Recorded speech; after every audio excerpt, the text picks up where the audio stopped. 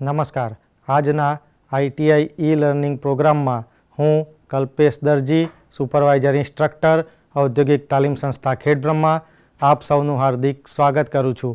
આજે હું આઈટીઆઈમાં ચાલતા કોમ્પ્યુટર ગ્રુપ અંતર્ગત write and test a Python program to perform data and data type operations, string operations, date, input and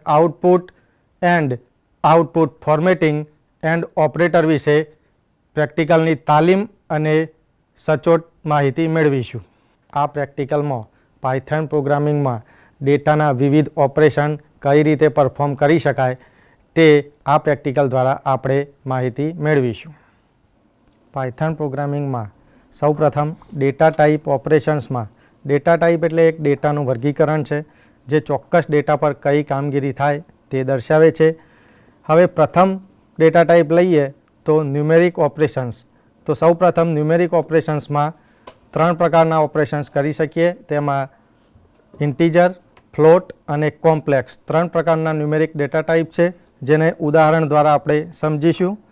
સૌપ્રથમ એક વેરિયેબલ ડિફાઇન કરશું, જેમાં a બરાબર 5 વેલ્યુ લઈશું.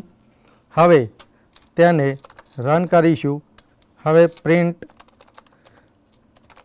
ટાઈપ એ ફંક્શન કોલ કરાવીશું તો આઉટપુટ મળશે ઇન્ટીજર. એટલે આપણને આ પ્રિન્ટ ફંક્શન પરથી એ જાણવા મળ્યું કે હાલ જે વેલ્યુ લીધી છે તે ઇન્ટીજર વેલ્યુ છે. હવે ધારો કે એ બરાબર કોઈ વેલ્યુ લઈએ. હવે તેનું આઉટપુટ આપણે ચકાસીશું. તો ટાઈપ ચેક કરીશું કે એ કયા ટાઈપનો ઓપરેટર છે. તો આમાં આપણને બતાવશે કે આ વેલ્યુ ફ્લોટ ટાઈપનો ડેટા ટાઈપ છે. હજુ પણ એક ઉદાહરણ આપણે લઈએ. એ બરાબર ધારો કે 5 + 4j. હવે એનો પણ કયા પ્રકારનો ડેટા ટાઈપ છે તે આપણે ચેક કરીશું. તો પ્રિન્ટ ટાઈપ ફંક્શનનો ઉપયોગ કરીશું. તેમાં એની વેલ્યુ કયા પ્રકારની છે એ જોઈશું. તો આ ફંક્શનમાં આપણે જોયું કે ત્રીજા ફંક્શનમાં એનો ટાઈપ કોમ્પ્લેક્સ ટાઈપ છે. એટલે 3 પ્રકારના ડેટા ટાઈપ્સ જે ન્યુમેરિક છે તે આપણે જોયા. પ્રથમ ઇન્ટીજર, બીજો ફ્લોટ, ત્રીજો કોમ્પ્લેક્સ. હવે આપણે સ્ટ્રિંગ ઉપર જુદા જુદા કયા ઓપરેશન્સ થાય. તો સ્ટ્રિંગ એટલે એક કરતાં વધારે કેરેક્ટરના કલેક્શનને આપણે સ્ટ્રિંગ કહેવાય છે. હવે ધારો કે સ્ટ્રિંગના ઉદાહરણ જોઈએ તો કોઈ એક સ્ટ્રિંગ લઈશું. આપણે સ્ટ્રિંગ 1 નામનું વેરિયેબલ લઈશું. તેમાં સ્ટ્રિંગ કઈ રીતે કામ કરે તે બતાવીશું. સ્ટ્રિંગમાં હેલો વર્લ્ડ નામનો એક સ્ટ્રિંગ લઈશું. તે સ્ટ્રિંગ 1માં સ્ટોર થશે. હવે તેને આઉટપુટ માટે આપણે પ્રિન્ટ ફંક્શન કોલ કરાવીશું. Print string 1. તો આપણને આઉટપુટમાં મળશે હેલો વર્લ્ડ. બીજી એક રીતે લખાય છે સ્ટ્રિંગ. ઉદાહરણ જોઈએ તો સ્ટ્રિંગ 2 બરાબર ડબલ કોટમાં લઈશું હેલો વર્લ્ડ. હવે આ ફંક્શન કોલ કરાવીશું પ્રિન્ટ દ્વારા. Print string 2. તો આપણને આઉટપુટ મળશે હેલો વર્લ્ડ. હજુ પણ ત્રીજી રીતે પણ આપણે સ્ટ્રિંગને કોલ કરાવી શકીએ છીએ. ઉદાહરણ જોઈશું.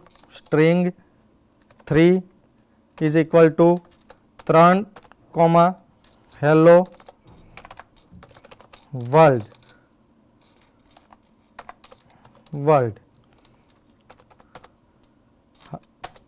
પ્રિન્ટ કરાવીશું ફંક્શન દ્વારા.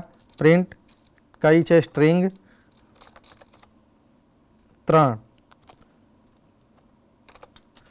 તો આપણને આઉટપુટ મળશે હેલો વર્લ્ડ. આપણે આ જે 3 પ્રકારે જોયું કે સિંગલ કોમા, ડબલ કોમા અને ટ્રિપલ કોમા દ્વારા સ્ટ્રિંગને કોલ કરાવી શકાય છે. હવે જો ધારો કે કોઈ મલ્ટીલાઇન સ્ટ્રિંગ હોય તો બીજું એક ઉદાહરણ લઈએ આપણે. સ્ટ્રિંગ 4 = ધારો કે આપણે multiline hello welcome to the ITI. તો આ રીતે પણ મલ્ટીલાઇનમાં પ્રિન્ટ ફંક્શનથી આપણે કોલ કરાવીશું. પ્રિન્ટ સ્ટ્રિંગ લઈશું સ્ટ્રિંગ 4. તો આપણને 3 લાઇનમાં આઉટપુટ મળ્યો. એટલે અત્યારે હાલ જોયું તે પ્રમાણે સ્ટ્રિંગ 3 પ્રકારે સ્ટ્રિંગનો ઉપયોગ કરી શકાય. હવે સ્ટ્રિંગમાં એરે દ્વારા પણ એનો ઉપયોગ કરી શકાય. તો એક ઉદાહરણ આપણે જોઈશું. ધારો કે કોઈ એ વેરિયેબલ ડિક્લેર કરીએ એ, તેમાં આપણે લઈશું હેલો વર્લ્ડ. હવે એરેમાં કઈ રીતે કોલ થાય તો એ આપણે ચેક કરીશું. તો પ્રિન્ટ ફંક્શનનો ઉપયોગ કરીશું. પ્રિન્ટ એ. હવે એરે લખવા માટે આપણે હંમેશા બ્રેકેટ લેવું પડે. એ ધારો કે કોઈ 1 નંબરની એરે લેવો છે તો પ્રિન્ટ આ 1, તેમજ તેને એક્ઝિક્યુટ કરીશું. તો આમાં આપણને એરેમાં હંમેશા 0થી શરૂઆત થાય, એટલે પ્રથમ કેરેક્ટર 0થી ચાલુ થાય. એટલે આપણે અહીંયા 1 લીધો છે તો આપણને 1 નંબરના કેરેક્ટર પર ઈ છે તો આઉટપુટમાં ઈ મળશે. હવે આપણે સ્ટ્રિંગની લેન્થ માટેનો એક ઓપરેશન ચેક કરીશું. તો ધારો કે એ બરાબર સ્ટ્રિંગ લઈએ હેલો વર્લ્ડ.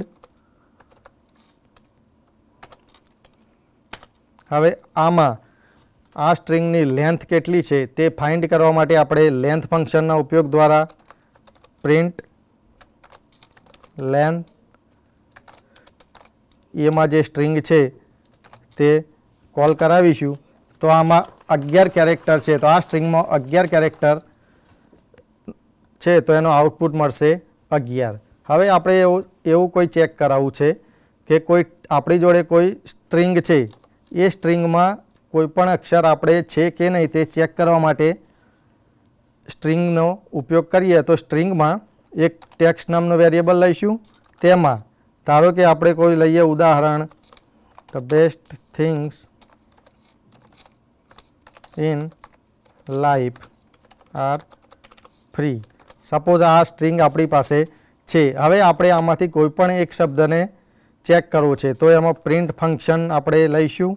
પ્રિન્ટ ફંક્શનમાં ધારો કે આપણે કોઈ એક શબ્દ ફ્રી નામના શબ્દને ચેક કરાવવું છે કે એ આપણી સ્ટ્રિંગમાં છે કે નહીં. જો એ સ્ટ્રિંગમાં હશે પ્રિન્ટ તો આપણને આઉટપુટ મળશે યસ, ટ્રુ આઉટપુટ મળ્યું, કારણ કે ફ્રી એ આપણે સ્ટ્રિંગમાં છે.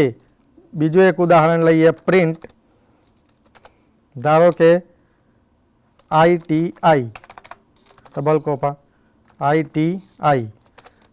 હવે એ ચેક કરીએ કે આપેલ ટેક્સ્ટમાં એ છે કે નથી.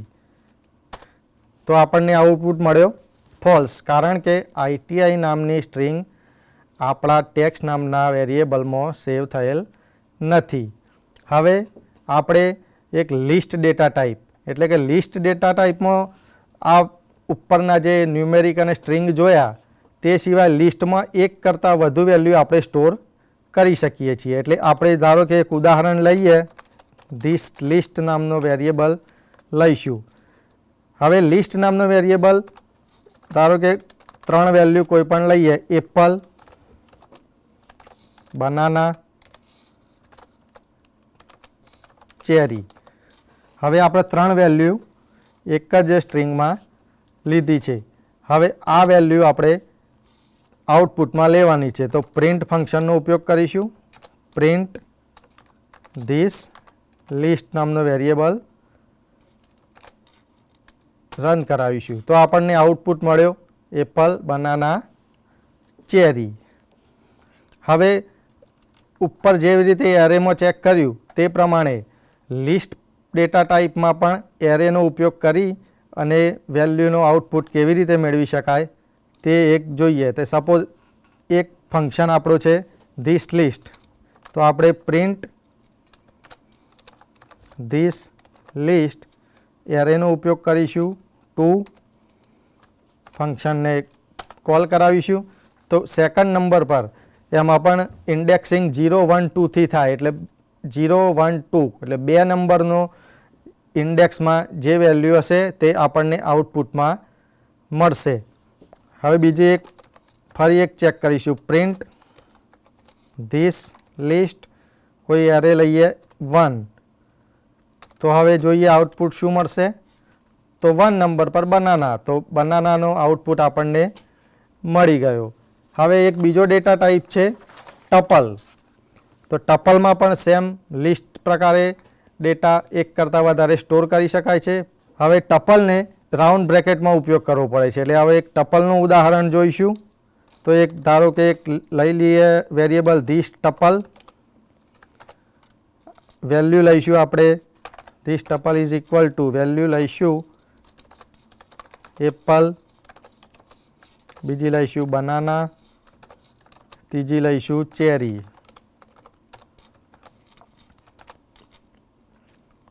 હવે આ વેલ્યુ ટપલ દ્વારા કેવી રીતે આઉટપુટમાં મેળવી શકાય તે આપણે જોઈએ.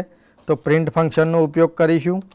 પ્રિન્ટ ધીસ ટપલ નામનો વેરિયેબલ રન કરાવીશું. તો આપણને આઉટપુટ મળ્યો એપલ, બનાના, ચેરી. આ હતા ડેટા ટાઈપ અને સ્ટ્રિંગના વિવિધ ઓપરેશન્સ. હવે આપણે ડેટ ટાઈમનો ઉપયોગ પાયથનમાં કેવી રીતે કરી શકીએ તે જોઈશું. તો ઉદાહરણ એક લઈશું કે આપણે કરંટ ડેટ અને ટાઈમ જોઈએ છે. તો એના માટે કોડ લખીશું ઇમ્પોર્ટ ડેટ ટાઈમ. હવે નાવ નામનું ફંક્શન આપણે કોલ કરાવવું પડશે. તો નાવ ડેટ ટાઈમ, ફરીથી ડેટ ટાઈમ ડોટ નાવ ઉપયોગ કરીશું. તો હવે પ્રિન્ટ કરાવીશું નાવ ફંક્શનને. તો આપણને આઉટપુટ મળશે આજની તારીખ, સમય સાથે આપણે આઉટપુટ મેળવી શકીશું. હવે ધારો કે એવું કંઈ હોય કે આપણે આજની ખાલી ડેટ જ જોઈએ છે. તો same to same import date time. ધારો કે કોઈ એમાં પણ વેરિયેબલ લઈએ એક્સ નામનું. એક્સ નામના વેરિયેબલ હવે ડેટ ટાઈમ નામનું ફંક્શન કોલ કરાવીશું. Dot date dot today. હવે આપણે આનું આઉટપુટ લેવા માટે પ્રિન્ટ ફંક્શનમાં વેરિયેબલ એક્સ રન કરીશું. તો આપણને આજની તારીખ મળી જશે. એવી જ રીતે ધારો કે આપણે કોઈ આજનો દિવસ, આજનું વર્ષ, અત્યારે કયો મહિનો ચાલે છે એ પણ આપણે પાયથન પ્રોગ્રામમાં મેળવી શકીએ છીએ. તો ફરીથી આપણે એક ઉદાહરણ લઈશું. તો પહેલાં એક પ્રોગ્રામ કોડ કરાવીશું. From date time import date, એક ટુડે નામનું વેરિયેબલ ડેટ ડોટ ટુડે. હવે આપણે વર્ષ, મહિનો અને આજની દિવસ કયો છે તે ચેક કરવા માટે પ્રિન્ટ નામનું ફંક્શન કોલ કરીશું. તો ધારો કે એક ટેક્સ્ટ લઈએ પ્રિન્ટ કરંટ યર. તો કરંટ યર આઉટપુટ લેવા માટે આપણે એક ફંક્શન લખીશું ટુડે ડોટ યર. તો આ દ્વારા આપણે અત્યારે કયું વર્ષ ચાલે છે તે આઉટપુટમાં મેળવી શકીશું. હવે એક બીજું ઉદાહરણ લઈએ પ્રિન્ટ. ધારો કે હવે કરંટ મંથ ફાઇન્ડ કરવો છે. તો current month today dot month. તો આપણને અત્યારે કયો મહિનો ચાલે છે તેને આઉટપુટ મળશે. ધારો કે આજનો દિવસ પણ ફાઇન્ડ કરવો છે. તો ફરીથી એક પ્રિન્ટ ફંક્શન કોલ કરાવીશું. Print current day. તો કરંટ ડે બતાવશે આપણને. તો આપણે ફંક્શન ફરી લઈશું ટુડે ડોટ ડે. તો આપણને આજની તારીખ પણ બતાવશે. હવે બીજી વાત કરીએ ઇનપુટ અને આઉટપુટ ઓપરેશન્સની. તો પાયથોનમાં ઇનપુટ અને આઉટપુટમાં ઇનપુટ આપીએ અને આઉટપુટ મળે તેવા ઓપરેશન્સ કેવી રીતે થાય એના પણ ઉદાહરણ દ્વારા સમજીશું. તો ધારો કે એક નેમ નામનો વેરિયેબલ લઈ લઈએ આપણે. તેમાં ઇનપુટ નામનું ફંક્શન એક્ઝિક્યુટ કરાવીશું. તો ધારો કે સૌ પ્રથમ કોઈ લેવું છે એન્ટર નેમ.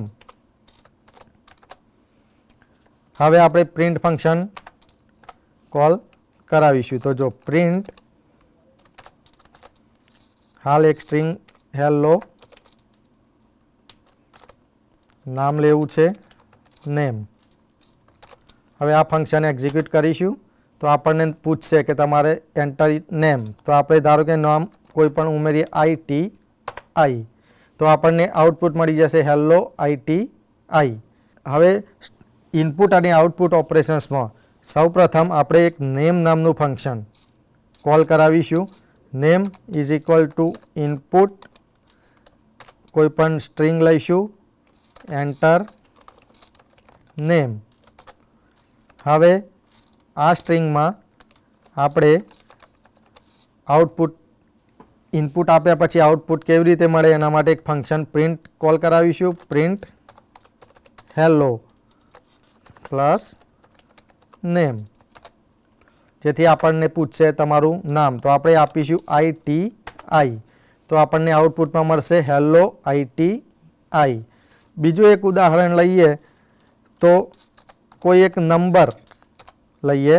હવે એનો આપણે સરવાળામાં ઉપયોગ કરવો છે તો પહેલાં એક ઇનપુટ લઈશું. તો ઇનપુટ માટે ઇન્ટીજર લેવો છે કારણ કે આપણે સરવાળો કરવો છે એટલે એના માટે નંબર જોઈશે એટલે આપણે ઇન્ટીજરનો ડેટા ટાઈપ ઉપયોગ કરીશું. હવે ઇનપુટ ફંક્શન કોલ કરાવીશું. ઇનપુટ ધારો કે આપણે વેલ્યુ માગીશું એન્ટર ધી નંબર. પછી આપણને એનો સરવાળો કરવો છે તો આપણે એક એડ ફંક્શન ઉમેરીશું. તો add is equal to number plus 1. હવે આનો આઉટપુટ મેળવવા પ્રિન્ટ ફંક્શન કોલ કરાવીશું. તો પ્રિન્ટ એડ. હવે બીજું ઉદાહરણ લઈશું. Number is equal to number લેવા છે એટલે આપણે ઇન્ટીજર ડેટા ટાઈપ યુઝ કરીશું. ઇનપુટ ફંક્શન વાપરીશું. ઇનપુટ કોઈ વેલ્યુ એન્ટર કરાવવી પડશે તો એન્ટર ધી નંબર. ફરીથી આપણે જે નંબર ઉમેર્યો છે તેમાં 1 પ્લસ થઈ જાય તેના માટે એક ફંક્શન લઈશું. Add is equal to number plus 1. હવે આનો જવાબ પ્રિન્ટ કરવા માટે પ્રિન્ટ ફંક્શન કોલ કરીશું. પ્રિન્ટ એડ એટલે આપણને પૂછશે એન્ટર ધી નંબર. ધારો કે આપણે કોઈ નંબર લીધો 15 તો આપણે 15માં એડ નામનું ફંક્શનમાં એક એડ કરાવવાનો હતો જેના દ્વારા આપણને આઉટપુટ મળ્યો 16. હવે ધારો કે એક કરતાં વધારે વેલ્યુ એન્ટર કરાવી હોય તો ફરીથી એક ઉદાહરણ દ્વારા આપણે સમજીશું. ધારો કે કોઈ એક્સ નામનો વેરિયેબલ લઈશું. નંબર લેવાના છે એટલે આપણે ઇન્ટીજર જ લઈશું. ઇનપુટ નામનું ફંક્શન કોલ કરાવીશું. ઇનપુટ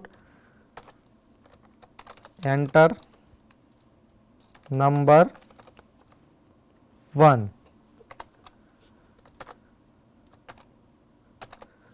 હવે બે વેલ્યુ માટે છે એટલે ફરીથી બીજો એક વેરિયેબલ ડિક્લેર કરીશું વાય.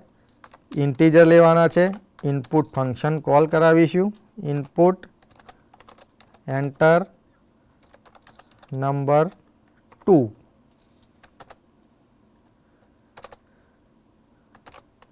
હવે આપણે આઉટપુટ લેવો છે તો જે બે વેલ્યુ આપણે એન્ટર કરીશું તેનો સરવાળો થઈ જાય એના માટે ફરીથી પ્રિન્ટ ફંક્શન કોલ કરાવીશું.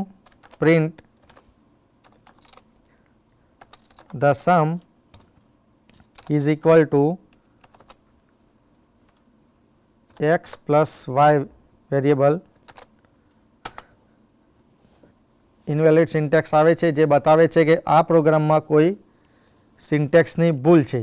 તો હવે આપણે સેમિકોલન બાકી હતું તો એ ચેક કરી લઈએ. હવે આઉટપુટ શું મળે છે? આવી ગયું એન્ટર નંબર 1. તો આપણે ધારો કે કોઈ નંબર લઈશું 25, બીજો નંબર લઈશું 30 તો એનો સરવાળો આપણને મળી જશે the sum is equal to 55.